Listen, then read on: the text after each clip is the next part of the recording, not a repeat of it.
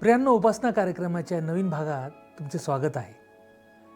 आपल्या मागील भागात आपण पाहिले की देवाने दिलेल्या आज्ञेनुसार याकोबाने आपल्या पत्नी, मुले आणि मालमत्तेसह कनान देश परत जाण्यासाठी गुपचूपपणे हरान सोडले.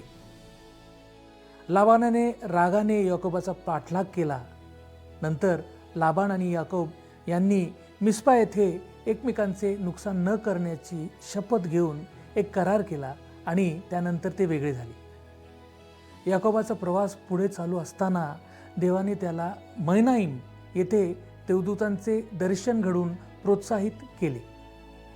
याकोबाच्या आयुष्यात जरी देव त्याचे मार्गदर्शन करीत असला तरी याकोब अजूनही भीतीशी झगडत होता आणि त्याला प्रभूवर पूर्णपणे विश्वास ठेवायला शिकणे बाकी होते. आजच्या भागात आपण पनिएल येथे याकोबाने केलेली झुंज आणि त्याचे नाव बदलून इस्रायल ठेवले जाणे हे पाहणार आहोत. तर चला आपण अभ्यासाची सुरुवात करूया.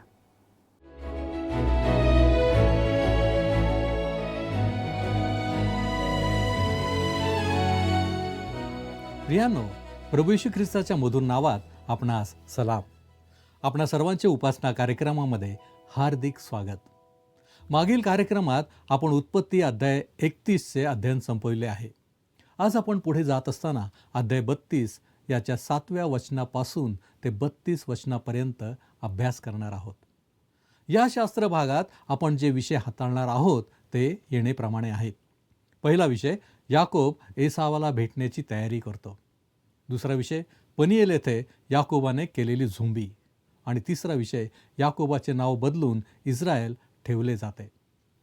याकोब एसावाला भेटण्याची तयारी करतो या विषयाचा अभ्यास करण्यासाठी आपण प्रथम उत्पत्ती अध्याय 32 याचं 7वं आणि 8वं वचन आपण वाचणार आहोत.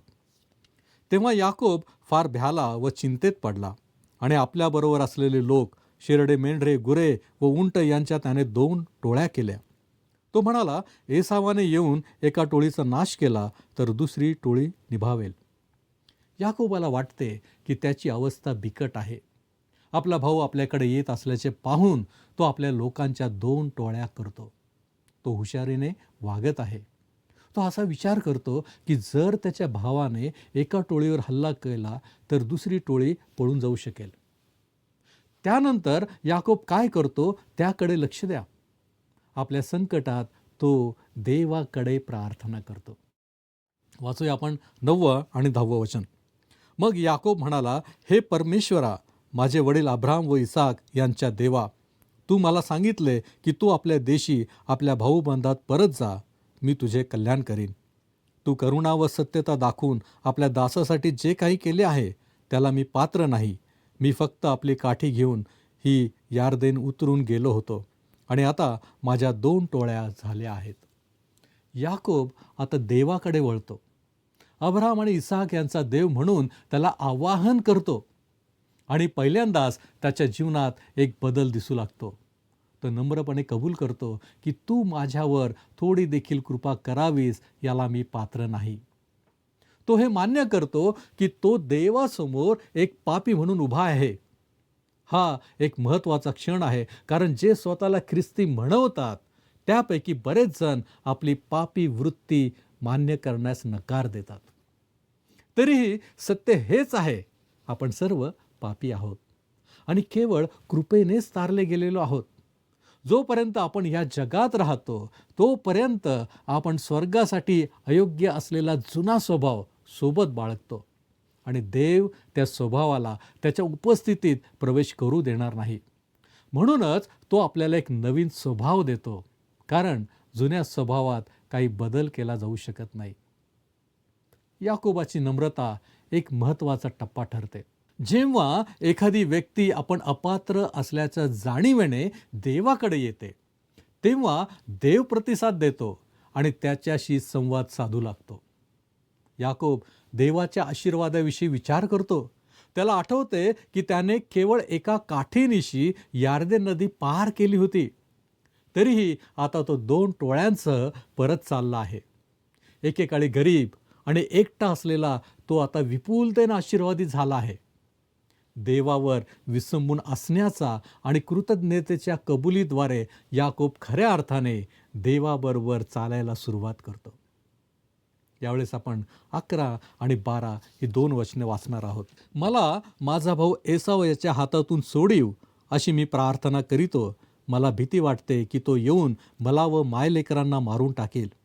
तू मला वचन दिले आहे की मी तुझे निश्चित कल्याण करेन आणि तुझी संतती समुद्राच्या वाळूसारखी संख्येने अगणित करीन. याकोबाने खरोखरच अगदी मनापासून देवाला हाक मारली. ती रात्र त्याच्यासाठी खूप कठीण होती. देवाने त्याला दिलेल्या वचनाची तो त्याला आठवण करून देत आहे. यावेळेस आपण 13 ते 15 ही वचनं वाचूया. त्या रात्री तो तेथेच राहिला आणि आपल्याजवळ जे होते त्यातून त्याने आपला भाऊ एसाव यासाठी भेट तयार केली. 200 शेळा व 20 बोकड, 200 मेंढ्या व 20 एडके, 30 दुभत्या सांडणी व त्यांची पोरे, 40 गायी व 10 खोंड, 20 गाढवी व 10 शिंगरे. याकोब आता त्याच्या मालमत्तेच्या बाबतीत खूपच उदार झालेला दिसतो. वाचूया आपण पुढचं वचन, 16वं वचन. या एवढ्यांचे त्याने वेगवेगळे कळप केले आणि एक एक आपल्या चाकरांच्या स्वाधीन करून त्यास सांगितले, तुम्ही कळपात अंतर ठेवून माझ्या पुढे चालू लागा. ही याकोबाची रणनीती आहे. तो त्याचा भाऊ एसाव ह्याला एकामागून एक पाठवलेल्या मौल्यवान भेटवस्तूंची एक मालिका पाठवण्याची योजना आखत आहे. जेव्हा पहिली टोळी एसावापर्यंत पोहोचते आणि तो विचारतो की हे काय आहे, तेव्हा नोकर स्पष्ट करतात की ही त्याचा भाऊ याकोब याने पाठवलेली भेट आहे. तेव्हा एसाव काही प्रतिक्रिया देण्या अगोदरच तितकीच किमती दुसरी टोळी तोच संदेश घेऊन त्याच्याकडे येईल. शेवटी एसाव याकोब आणि त्याच्या कुटुंबांपर्यंत पोहोचेपर्यंत वारंवार अनुभवलेल्या उदारपणामुळे त्याचा राग कमी होईल. याकोबाने जरी प्रार्थना केली आहे आणि देवाला त्याचे संरक्षण करण्याच्या आणि त्याला त्याच्या देशात परत आणण्याच्या त्याच्या वचनाची आठवण करून दिली आहे, तरी त्याच्या कृतींवरून खऱ्या विश्वासाचा अभाव दिसून येतो. देवाच्या वचनावर विसंबून राहण्याऐवजी तो काळजीपूर्वक स्वतःचे संरक्षण करण्याचा प्रयत्न करीत आहे. ह्यावरून याकोबाचा विश्वासाशी सतत होणारा संघर्ष उघड होतो. खेदाची गोष्ट ही की आपल्यापैकी बरेच जण असेच वागतात. आपण आपले ओझे प्रार्थनेमध्ये देवाकडे आणतो, त्याच्यासमोर ते सादर करतो आणि त्याची मदत मागतो. तरीही एकदा आपण प्रार्थना पूर्ण केली की आपण तेच ओझे परत उचलतो आणि ते स्वतः वाहून नेतो. आपल्या प्रार्थना आपली गरज प्रकट करतात, परंतु आपल्या कृती आपला अविश्वास प्रकट करतात. आपण देवावर जसा विश्वास ठेवायला हवा तसा पूर्ण विश्वास ठेवत नाही. यावेळेस आपण 17 ते 20 ही वचने वाचणार आहोत. त्याने सर्वांच्या पुढल्या चाकरा सांगितले की माझा भाऊ एसाव तुला भेटेल व विचारील की तू कोणाचा, कोठे चाललास आणि ही हाकून नेत आहे ती कोणाची. तेव्हा त्याला सांग की आपला सेवक याकोब याची ही आहेत. ही त्याने आपला स्वामी एसाव यास भेट म्हणून पाठविली आहेत. पहा, तोही मागावून येत आहे आणि दुसऱ्यास, तिसऱ्यास आणि इतर सर्व कळप हाकून नेणाऱ्यास अशीच आज्ञा करून त्याने म्हटले की तुम्हास एसाव भेटला तर असे बोला आणि सांगा, पहा तुझा दास याकोब हाही मागाहून येत आहे. याकोबाला वाटले की पुढे भेट पाठवून त्यास शांत केले व मागाहून त्याचे दर्शन घेतले तर तो आपला अंगीकार करील. एसावला अशाच प्रकारे एकामागून एक टोळ्या भेटतील. ही याकोबाची रणनीती योजना आहे. वाचूया आपण 21 ते 23 ही वचने. याप्रमाणे त्याची ती भेट पुढे गेली व तो त्या रात्री तळावर राहिला. मग तो रात्रीचाच उठून आपल्या दोन्ही बायका, दोन्ही दासी आणि आपली 11 मुले यास बरोबर घेऊन यब्बोक नदीच्या उताराने पार गेला. त्याने त्यास नदीपलीकडे उतरून लाविले आणि आपले जे काही होते तेही पाठविले. ही रात्र याकोबाच्या आयुष्यातील सर्वात मोठ्या अनुभवांपैकी एक होती. तो यब्बोक नदी ओलांडून येतो. एक उजाड आणि जंगली खडकाळ टेकड्यांमध्ये वसलेला प्रदेश. याकोब अस्वस्थ आणि घाबरलेला आहे. पुढे काय होणार आहे याबद्दल शंका आणि भीतीने गांगरून गेला आहे. त्याच्या भूतकाळातील कृत्यांचे परिणाम त्याला भोगावे लागत आहेत. त्याने एसावावर अन्याय केला होता आणि देवाने त्याला कधीही फसवणुकीद्वारे ज्येष्ठत्वाचा हक्क आणि आशीर्वाद मिळवण्याची सूचना दिली नव्हती. देवाने त्याचा उद्देश त्याच्या स्वतःच्या मार्गाने पूर्ण केला असता त्या रात्री याकोब त्याचे कुटुंब आणि मालमत्ता नदी ओलांडून पलीकडे पाठवतो, पण तो मागे एकटाच राहतो. त्याचा हेतू स्पष्ट आहे. जर एसाव रागावला तर याकोबाचा मृत्यू होईल, परंतु त्याचे कुटुंब वाचेल. अंधारात एकटा याकोब आता त्याच्या आयुष्यातील एका निर्णायक वळणावर उभा आहे. आता आपण पनिएल येथे याकोबाने केलेली झोंबी पाहणार आहोत. त्यासाठी आपण उत्पत्तीचा 32 अध्याय आणि 24 हे वचन वाचणार आहोत. याकोब एकटाच मागे राहिला, तेव्हा कोणा पुरुषाने त्याच्याशी पहाट होईपर्यंत झोंबी केली. आपण या झोंबीच्या प्रसंगाकडे येताना काही गोष्टी स्पष्ट करून घ्यायला हव्यात. अनेकदा असे म्हटले जाते की याकोबाने झोंबी केली, पण प्रत्यक्षात याकोबाला कोणाशीही झोंबी करायची नव्हती. त्याच्या मागे त्याचा मामा लाबान लागला होता, ज्याचा हेतू चांगला नव्हता, आणि पुढे भाऊ एसाव त्याच्याकडे येत होता. या दोघांपैकी कोणाशीही याकोब बरोबरी करू शकत नव्हता. तो दोन्ही बाजूंनी अडकलेला होता आणि कुठे जावे हे त्याला कळत नव्हते. अशा वेळी तो तिसऱ्या शत्रूशी झोंबी करायला उत्सुक असेल का? नक्कीच नाही. त्या रात्री तो एकटा होता, कारण त्याला एकटे राहायचे होते. त्याला कुठलेही भांडण नको होते. हल्ली जर आपण महान कुस्तीपटूविषयी मतदान किंवा लोकांचा कल पाहिला तर मला नाही वाटत की यामध्ये बायबल इतिहासातील सर्वात प्रसिद्ध कुस्तीपटू याकोबाला एकतरी मत पडेल की नाही. याच कारणास्तव सुरुवातीलाच आपण हे स्पष्ट करूया की याकोब काही खरा कुस्तीपटू नव्हता. मग त्या रात्री याकोबाशी झोंबी करणारा कोण होता? याबद्दल बरेच तर्कवितर्क झाले आहेत, परंतु तो जगात येण्यापूर्वीचा ख्रिस्तच होता असे मला वाटते. होशेच्या भविष्यवाणीत याचा काही पुरावा आहे. आपण वाचूया होशे याचा 12 अध्याय आणि 1 ते 5 ही वचने. एफ्राईम वायूची जोपासना करीतो, पूर्वेच्या वाऱ्याच्या मागे लागतो. दिवसभर तो लबाडी व नाश यांची वृद्धी करीतो. ते अश्शूराबरोबर करार करीतात, मिसर देशात तेल नेतात. परमेश्वराचा यहूदाबरोबर वाद आहे. तो याकोबाला त्याच्या आचरणाप्रमाणे शासन करील, त्याच्या कर्माप्रमाणे तो त्याला प्रतिफळ देईल. गर्भाशयात असताना त्याने आपल्या भावाची टाच धरली. तो आपल्या भर च्वानीत असता देवाबरोबर झगडला, म्हणजे अर्थात दिव्य दूताबरोबर झगडून तो जय पावला. त्याने रडून देवाची करुणा भाकली. त्याला देवाचे बेथेला दर्शन झाले. तेथे तो आमच्याबरोबर बोलला. परमेश्वर, सेनाधीश देव परमेश्वर हे नाम त्याचे स्मारक आहे. या वचनांमध्ये असे म्हटले आहे की त्याने देवदूतावर विजय मिळवला. तो रडला आणि विनवणी केली, आणि परमेश्वर, सेनाधीश देव परमेश्वर हे नाम त्याचे स्मारक आहे. ह्यावरून स्पष्ट होते की त्या रात्री याकोबाशी झोंबी करणारा दुसरा तिसरा कोणी नव्हता, तर तो स्वतः यहोवा, जगात येण्यापूर्वीचा ख्रिस्त होता. यावेळेस आपण 25 वचन वाचणार आहोत. याकोबावर आपली सरशी होत नाही हे पाहून त्याने त्याच्या जांघेस स्पर्श केला. तो याकोब त्याच्याशी झोंबी करीत असता ती उखळली. याकोब सहजासहजी हार मानणार नव्हता. तो त्या प्रकारचा माणूस नव्हता आणि तो त्याच्या विरुद्ध संघर्ष करीत होता. शेवटी ज्याने त्याच्याशी झोंबी केली त्याने त्याला पांगळे केले. वाचूया आपण 26 वचन. मग तो म्हणाला, पहाट होत आहे, मला जाऊ दे. तो म्हणाला, तू मला आशीर्वाद दिल्या वाचून मी तुला जाऊ द्यावयाचा नाही.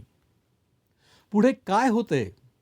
याकोबाने त्याला फक्त धरून ठेवले आहे. तो झोंबी करत नाही. त्याला कळले की संघर्ष आणि प्रतिकार करून तुम्ही देवावर विजय मिळवू शकत नाही. देवासोबतच्या नात्यात खरी प्रगती होण्याचा एकमेव मार्ग म्हणजे त्याच्या समोर नम्र होणे आणि केवळ त्याला धरून राहणे. अब्राहम ही गोष्ट शिकला होता आणि म्हणूनच त्याने देवाची आज्ञा पाळली. त्याने देवावर विश्वास ठेवला आणि देवाने ते त्याला नीतिमत्व असे गणले. अब्राहम पूर्णपणे असहाय्य झाला होता, पण शेवटी तो संपूर्ण विश्वासाने देवाला धरून राहिला. प्रियांनो, जेव्हा तुमच्यावर अशी परिस्थिती ओढवते तेव्हा तुम्ही देवावर विश्वास ठेवता.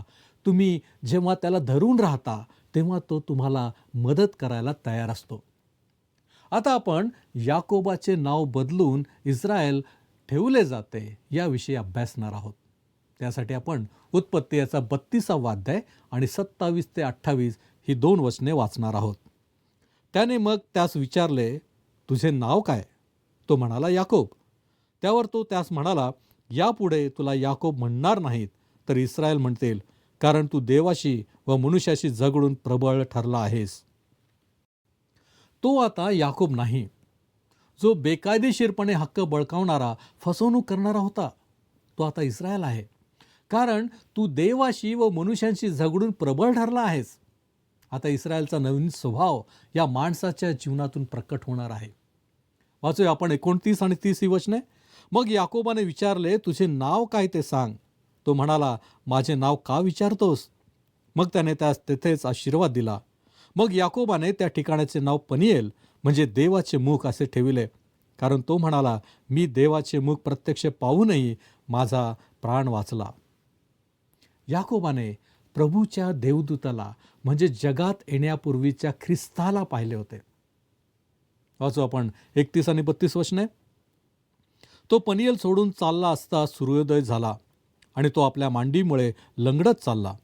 म्हणून इस्रायल लोक जनावरांच्या जांघेचा स्नायू आजवर खात नाहीत. याचे कारण हेच की त्याने याकोबाच्या जांघेच्या स्नायूला स्पर्श केला. देवाला याकोबावर मात करण्यासाठी त्याला अधू करावे लागले आणि शेवटी देवाने त्याच्यावर मात केली. सुरुवातीला याकोब माघार घ्यायला तयार नव्हता. हे त्याच्या स्वभावानुसारच होते. त्याला काही डावपेच माहीत होते आणि थोड्या वेळाने तो जिंकेल असे त्याला वाटत होते. शेवटी त्याला कळले की तो जिंकू शकत नाही, तरीही तो शरण येण्यास तयार नव्हता. देव आपल्या सामर्थ्याने एका क्षणात त्याला जमिनीवर पाडू शकला असता, पण तसे करूनही त्याच्या इच्छाशक्तीवर तो मात करू शकला नसता. शरीराने हरला तरी मनाने तो उभा राहिलाच असता. याकोब अजूनही झुकायला तयार नव्हता. शेवटी देवाने काय केले? देवाने त्याच्या मांडीच्या सांध्याला स्पर्श केला. देवाच्या बोटाचा एक हलकासा स्पर्श आणि याकोब असहाय्य झाला. पण देवाने त्याला दाबून ठेवले नाही. आता याकोबानेच देवाला घट्ट धरून ठेवले. त्या पुरुषाने म्हटले, मला जाऊ दे. पण याकोब म्हणाला, तू मला आशीर्वाद दिल्या वाचून मी तुला जाऊ द्यावायचा नाही. आता त्याची झुंज संपली होती. तो देवावर अवलंबून राहू लागला. तेथून पुढे त्याच्या जीवनात आध्यात्मिक परिवर्तन दिसू लागते. हे बदल एका क्षणात घडले नाहीत. आपण सवयीचे प्राणी आहोत. जुने स्वभाव पुन्हा डोके वर काढतात. याकोबही अनेकदा जुन्या मार्गांकडे वळला, तरी आता त्याच्यात काहीतरी वेगळे दिसू लागले आणि शेवटी तो खरोखर देवाचा मनुष्य झाला. अगोदर तो त्याच्या घरात आणि हारान देशात देव स्वभावाचा मनुष्य होता. यब्बोक नदीजवळ पनिएल येथे तो झोंबी करणारा मनुष्य भेटतो.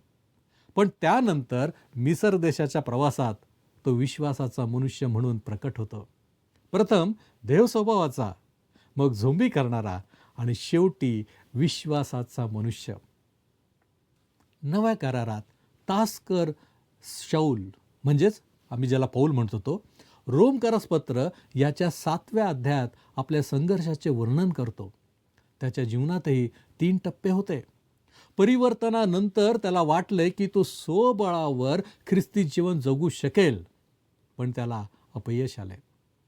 तो रोमकरसपत्राचा 7वा अध्याय आणि 19 वचनामध्ये म्हणतो, जे चांगले करावेसे मला वाटते ते मी करीत नाही, तर करावेसे वाटत नाही असे जे वाईट ते मी करीतो. त्याला कळले की जुन्या स्वभावात काहीही चांगले नाही आणि नव्या स्वभावात स्वतःहून सामर्थ्य नाही. शेवटी रोमकरसपत्र 7वा अध्याय आणि 24 या वचनामध्ये तो आक्रोश करतो, किती मी कष्टी माणूस, मला या मरणाधीन असलेल्या देहापासून कोण सोडविल? मग रोमकरास पत्र 7 अध्याय 25 या वचनामध्ये तो म्हणतो, आपला प्रभू येशू ख्रिस्त याच्याद्वारे मी देवाचे आभार मानतो. तर मग मी स्वतः मनाने देवाच्या नियमांचे दास्य करीतो, पण देहाने पापाच्या नियमांचे दास्य करीतो. देव स्वभावाने देव प्रसन्न होत नाही. आपण रोमकारास पत्र 8 अध्याय 7-8 वचनं वाचूया. कारण देह स्वभावाचे चिंतन हे देवाबरोबर वैर आहे. ते देवाच्या नियमशास्त्राच्या अधीन नाही आणि त्याला तसे होता येत नाही. जे देहाच्या अधीन आहेत त्यांना देवाला प्रसन्न करता येत नाही. विजय तेव्हाच मिळतो जेव्हा आपण देवाच्या आत्म्यास शरण जातो. शरण जाणे म्हणजे नव्याने जन्मलेल्या व्यक्तीने आपल्या इच्छेला देवाच्या इच्छेमध्ये समर्पित करणे. याकोबाने तेच केले. त्याने विजय मिळवला, झोंबी करून नव्हे तर शरण जाऊन. आणि हे सर्व आपल्यासाठी उदाहरण म्हणून घडले. आपण करिंथकरास पहिले पत्र 10 अध्याय 11 वचन हे वाचून याचा शेवट करूया. या गोष्टी उदाहरणादाखल त्यांच्यावर गुदरल्या आणि जे आपण युगांच्या समाप्तीप्रत येऊन पोहोचलो आहोत त्या आपल्या बोधासाठी त्या लिहिल्या आहेत. प्रियांनो, या ठिकाणी आपण थांबूया. आपण विचार करूया की काय आम्ही स्वबळावर अवलंबून आहोत, काय आम्ही देवाला शरण जातो. आपण प्रार्थना करूया. सर्वसमर्थ आमच्यावरती दया आणि कृपा करणाऱ्या आमच्या महान प्रेमळ परमेश्वरा, धन्यवाद देतो प्रभूजी. आजपर्यंत या जगामध्ये आम्ही जिवंत आहोत. तू आमची काळजी घेतलेली आहेस. आमच्या प्रत्येक परिस्थितीमध्ये तू आमच्याबरोबर आहेस. तुझं वचन जसं म्हणतं की तू आम्हाला कधी सोडत नाहीस, कधी टाकत नाहीस, याचा अनुभव आम्ही घेतलेला आहे. होय प्रभूजी, तुझी इच्छा आहे की आम्ही स्वबळावर नव्हे तर बापा आम्ही तुझ्यावरती परिपूर्णतेने विसंबून राहावं. आम्ही खऱ्या अर्थाने तुला समर्पित असावं. होय प्रभूजी, या ज्या गोष्टी तू आमच्यासमोर ठेवल्यास त्याच्याबद्दल आम्ही तुझे उपकार मानतो. ही प्रत्येक वचनं आम्हा प्रत्येकासाठी तू आशीर्वादाची कर. आमचं जीवन त्याच्याद्वारे बदलून जाऊ दे. आणि प्रभूजी, तुझ्यावरती अधिक भरोसा ठेवण्यासाठी, विश्वास ठेवण्यासाठी प्रभूजी त्याचा आम्हाला उपयोग होऊ दे. आणि म्हणून आम्ही स्वतःला तुझ्या हाती सोपवत असताना या विनंत्या, या मागण्या येशू ख्रिस्त आमचा प्रभू याच्याद्वारे करतो, म्हणून तू ऐक. आमेन. प्रभू येशूची कृपा आपणाबरोबर सदैव असो.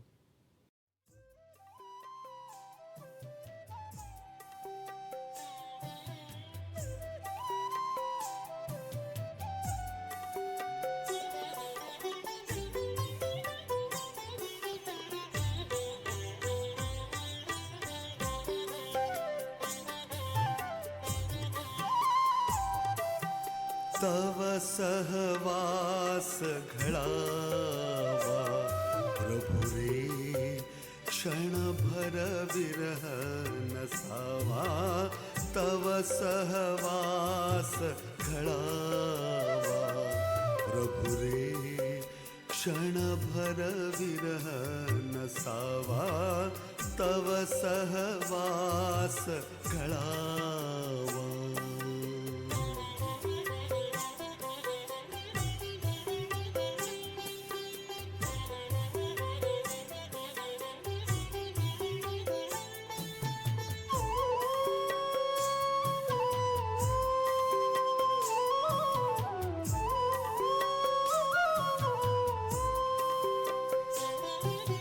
राहो सुंदर सदनी नगरी, क्यों रानी पर्वत कुहरी.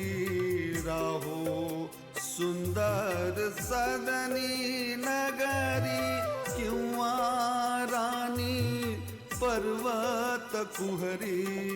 देह विभो हमाजा, देह विभो हमाजा.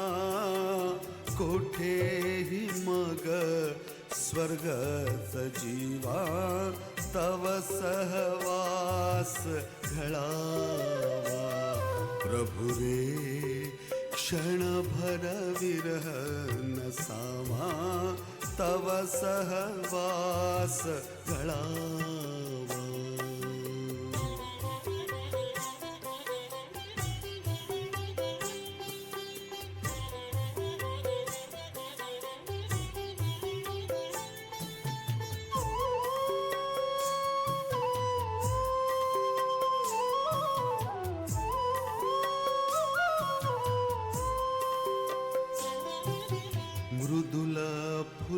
तुझी सुखकर शय्या किंवा प्रस्तर खंड निजाया मृदुल फुलांची सुखकर शय्या किंवा प्रस्तर खंड निजाया हृदयात तवटे कोणी असता हृदयात तवटे कोणी असता कष्ट न शब्द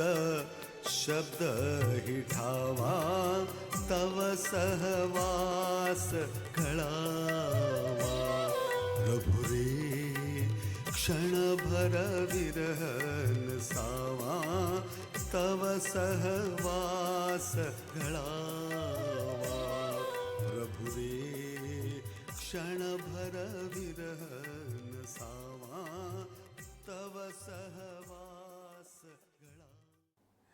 प्रियांनो, या संपूर्ण कार्यक्रमात आमच्यासोबत राहिल्याबद्दल धन्यवाद.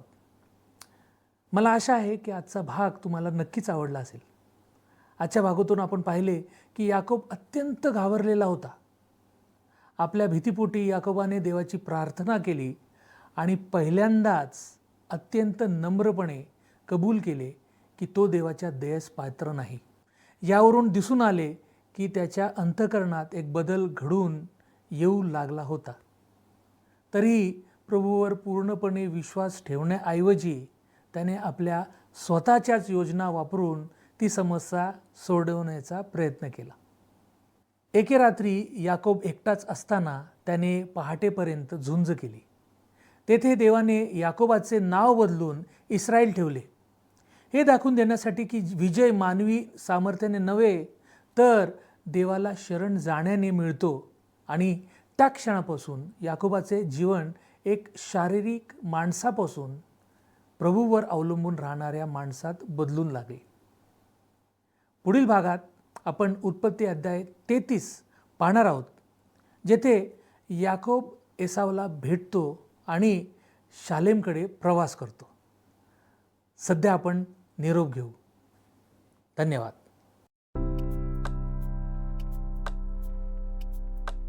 मागील कार्यक्रमातील प्रश्नाचे उत्तर आहे पर्याय सी. याकोब लाबानाकडे एकंदर 20 वर्षे होता.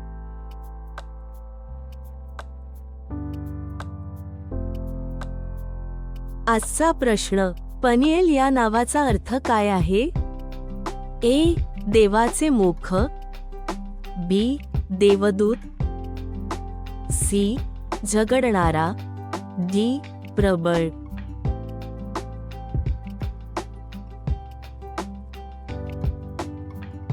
प्रियांनो, या प्रश्नाचे उत्तर उद्या सकाळी 6 वाजण्याच्या आधी पर्याय ए, बी, सी किंवा डी लिहून आपले नाव, पत्ता आणि ठिकाण यासोबत मोबाईल नंबर 7021474742 वर SMS किंवा व्हॉट्सॲप करा.